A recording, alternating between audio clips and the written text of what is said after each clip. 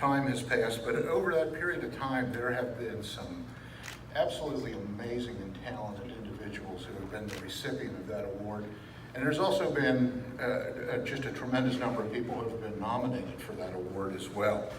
If we could, we'd give half a dozen of them out. I think every year there's certainly enough folks that are deserving of it. This year's award is a little different than the previous 11. And unfortunately, it's the first one that is going to be awarded posthumously. The recipient of the award here today is known by most of you here in this room as a chief, a leader, a mentor, and to many of us, a close personal friend. This year's recipient of the John Buckman Leadership Award is Chief James P. Seavey, Sr. I've known Jim personally for nearly 30 years. We met as through the International Association of Fire Chiefs as young volunteer fire chiefs back many, many years ago. And believe it or not, initially we didn't particularly hit it off, the two of us, but eventually became close friends. Jim has, earlier this year in September, Jim, if you weren't aware of it, Jim lost his battle with non-Hodgkin's lymphoma in early September. He was a great guy and a good friend. He was, those of you that know him, Jim was often quick to offer his opinion on whatever subject was at hand, but he was equally quick to lend a hand, both in terms of help and also in friendship. Throughout his time in the fire service, whether it was at Cabin John, Montgomery County, his home state of Maryland, or on a national level with the NVFC or the IAFC, Jim cut a wide swath. He really did what was a very visible presence wherever he went. He was often the driving force behind whatever subject was in play at the time, and as is the hallmark of a true leader, Jim was certainly a true leader. Jim's final project was to end the scourge of occupational cancer for firefighters. And rather than me elaborate on that, how about we listen to, or take a look at a video that Jim did and let him tell you about it in his own words.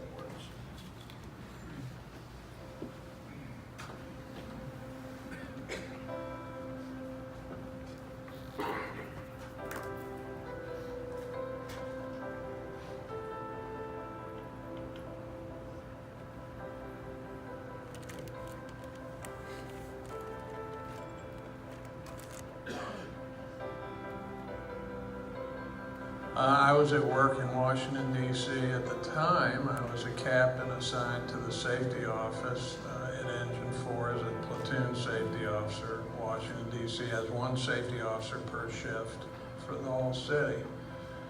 And I had been noticing I was sleeping a lot more. I went from a 35-year career, including my volunteer time, of sleeping 3 to 4 hours a night was my usual customary amount of sleep, and no naps during the day ever. I went from that to sleeping at least 12 hours a day, almost overnight. My wife was concerned about it, and I said I thought that it was simply that I was over 50 and my body was rebelling, saying we can't keep running at this pace.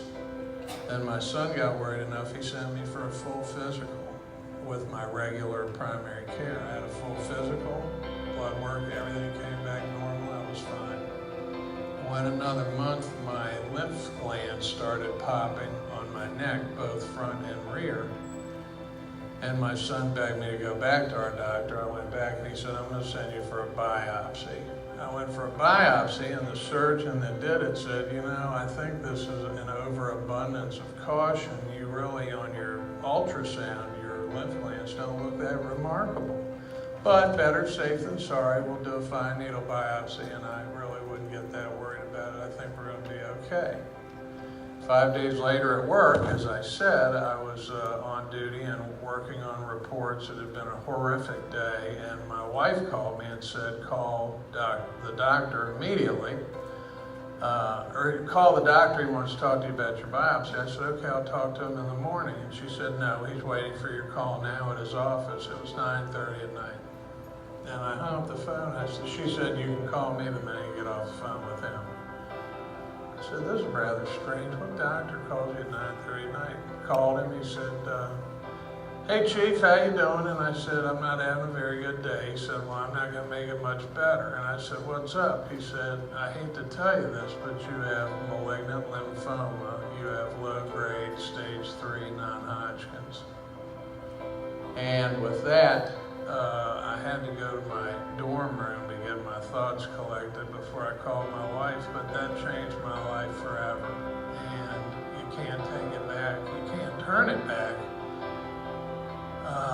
I haven't, the way I addressed it, the way I took it, I never went through a why me phase. I never went through a denial phase. There was no point in that. But I said, we've got to deal with this very quickly. I'm a busy person. I've got a lot of things I do. I got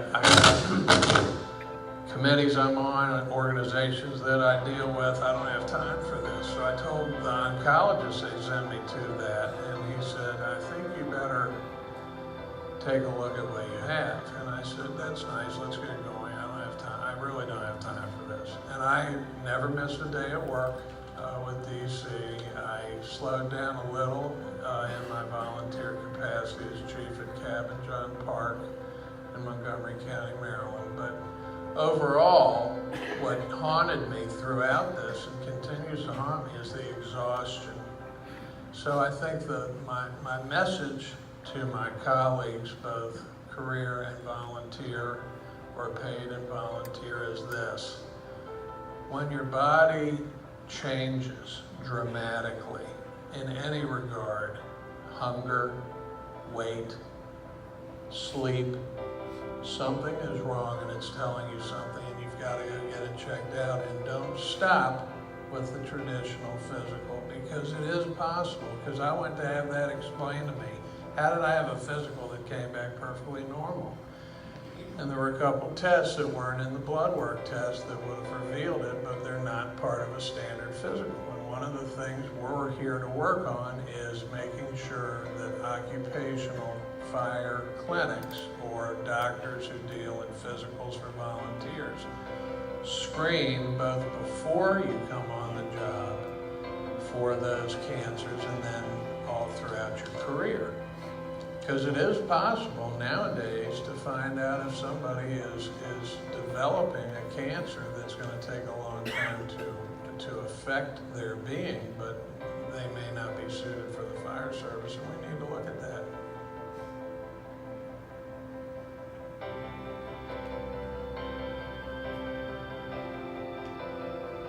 I started in 1976, and I was taught that we could easily go into a fire, get it knocked down without having to worry about a mask. Of course, at that time, masks, SCBA, were limited, and we were able to go in there, put the fire out, and suck it up and leave the building, and it was tantamount to sitting around a campfire on a weekend day. Now, when I go into a fire, it's very accurate. You immediately notice the irritation to both your nose and your throat, and it's beyond the kind of irritation you would get with a real deep inhalation of paper and wood smoke. This is very, very carcinogenic, off-gassing and toxic gases, including the CO of the smoke. So certainly now it's suicide to not don your SCBA and not put it into service.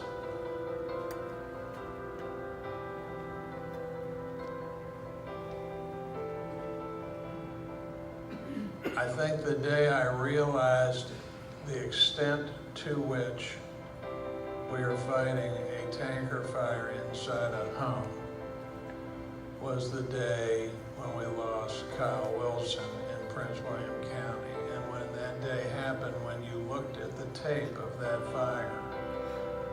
It was very easy to almost correlate that fire to the tanker explosion on I-270 and I-495 at the I-270 spur, which I was on.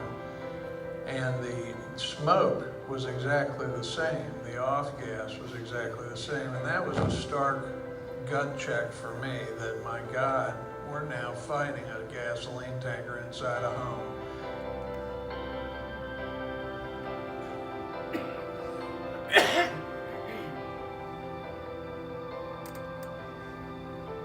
You have to protect yourself to the full extent we afford that protection, we being the employer, if you will. As a safety officer, I routinely saw people who sent their same set of gear out for cleaning when we provide you the opportunity to clean both. We have primary and secondary sets, as we do in my volunteer department. And we have 2 cleanings per year for the sheer fact of cleaning one set than the other. Well, I noticed that there was a propensity with many of the firefighters to send that one set out all the time, so they could keep the salty set. And they also knew that if they hit 10 years, it was not coming back, it would be condemned. And at 10 years, you really have broken a code. That's I call it my pajamas. You've got a comfortable set of PPE when it's 10 years old, and you hate giving it up to break in a brand new set. But the bottom line is we're trying to save your life. And the quicker you learn that, the better off you'll be. And I think that people like myself need to go around this country as we can and tell our story and impress upon the new firefighters, if you will, the younger generation, that it's very, very easy to prevent this if you use everything you're provided.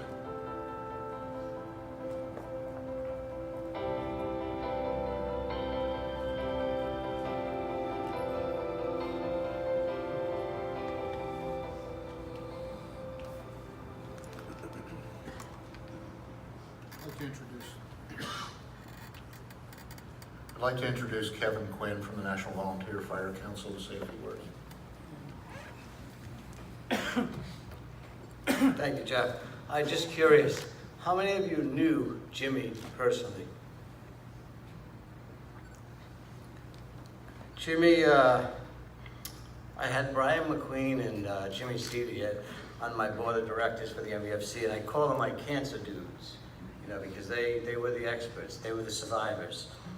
And Jimmy may have lost his battle to cancer. However, he won for the fire service. And the Lavender Ribbon Report started here, just down the hall in the dining room with a few pioneers chatting about, with the lead of Jimmy, trying to find out, what is it, we gotta do something. You heard his message clear. And they took the time and they developed those, the poster, the 11 best practices, and now the Lavender Ribbon Report that has come out. And I'm kind of speaking because Jimmy was a catalyst. He was a commensurate fire service leader, but he would get on something, and he was relentless. He was not going to give it up. Sometimes his political correctiveness wasn't always there. And I actually went down to the bar before we came up here, but the bar wasn't open, because I was going to bring a bottle of Jack Daniels as a prop, but I only have water. But Jimmy was a doer, a difference maker, and I'm honored to be able to be here as part of this in Providence, recognizing Chief Seavey for his work and what he's done. But I look at it like this. My summary is, Jimmy and those that struggle with cancer are kind of like, they're in the dark, and they're kind of looking for that crackle of what we have in that fire and finding out what is it that we can do. And we've developed this great resource, but that's not enough. So we got to move it now. Our obligation is to move it from the crackle to the sizzle, so that we get this messaging of Chief Seavey down to the boots on the ground and make a difference, so that we're not losing more to these battles of cancer. And the last piece that I'm supposed to cover here is, Jimmy was served on the BCOS board, executive board, and he also served on the MVFC board of directors. So he brought these two national organizations together. He felt it was critical that we operate collectively and collaboratively, and Chief Wall and I, we met a few times with Jimmy's pushing and prodding and saying, you got to do this.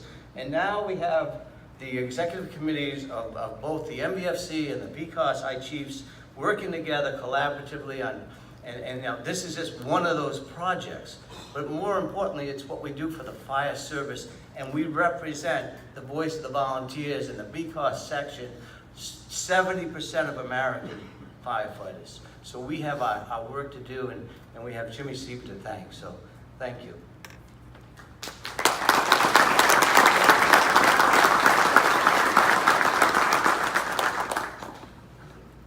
Accepting the 2018 John Buckman Leadership Award on behalf of his father is James P. Seavey, Jr.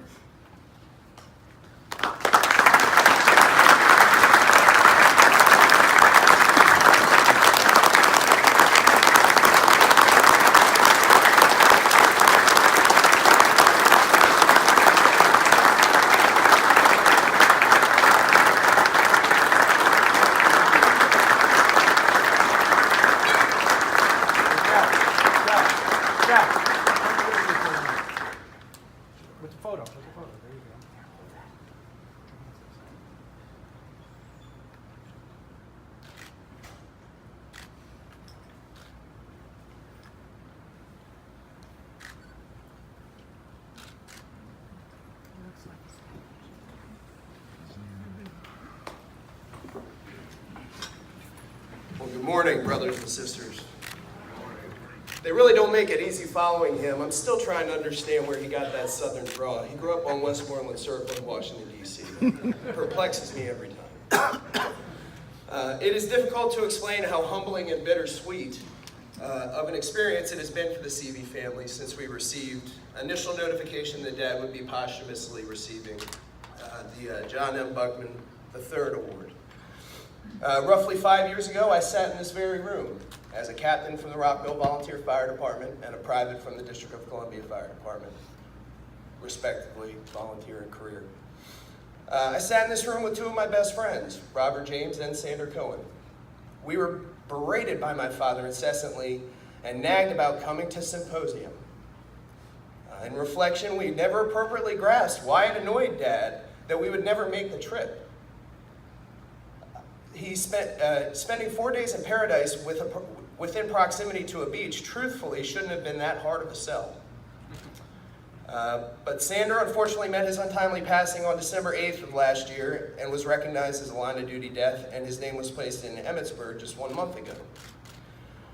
With regards to bittersweet, we sat in the audience and attended a particular class, the Cancer Prevention in the Fire Service course. In this class, I witnessed my father for the first time speak publicly about his diagnosis and how our family navigated that news. It was admittedly tough to receive as a layperson in the audience, but in that Jim Seavey style of long-winded conversation, he always encompassed his true and honest life's purpose with tenacity and grace, which was selflessness in the pursuit of the betterment of the fire service, never for personal gain. Quoting a close friend who eulogized my father, Assistant Fire Chief John Demetriadis of the Montgomery County Fire Rescue Service, Jimmy loved the fire service for its sum total, not just its parts. It was also in this class Dad presented a lecture about the fire service occupational cancers with none other than Chief John M. Buckman III, the very gentleman this award is named after. I would be remiss if I did not take the time to congratulate him on his retirement this past April. Congratulations, Chief. To summarize, I never thought it would be as difficult as it was to cross the causeway to head back to the symposium this year. This truthfully was not something I was looking forward to. However, I would submit one thing to every person in this room, and I would have been continuously reiterating this to every person I met with one of those patented Jim Seavey stories. We are sorry for your loss. Most of the time, this statement is met with confusion and perplexed looks from everybody in the audience. It's pretty interesting to me. But truthfully speaking, my mother Mary shared him with everyone for 34 years of marriage. And I shared him for 31 years of my life. What would ever make us want to change that theme now? You all have suffered a tremendous loss as well, and Mary and I, we too, are here for all of you as you navigate this difficult time. On behalf of the entire Seavey family, we cannot thank the sponsors of this award at Provident Insurance Group enough for their support. Even they had Jim Seavey stories to share last night. Thank you to Chief Buckman for being here, the entire VCOS section, and lastly, the team of the Lavender Ribbon Report. The ability to publish a document of that size with my father co-authoring and editing in under a century is a very hard thing to believe. In closing, I will repeat one statement from the eulogy I presented at the National Cathedral. Dad will be eternalized for two things: the relationships he could cultivate over a cold drink and conversation, and the other was that he was known for his quotes. I will leave you all with one of those quotes from the late Professor Randy Pausch, which best encompasses Dad's last 5 years, which he spent touring the country explaining cancer exposure and prevention to the fire service. The brick walls are there for a reason. The brick walls are not there to keep us out. The brick walls are there to give us a chance to show how badly we want something. Thank you very much.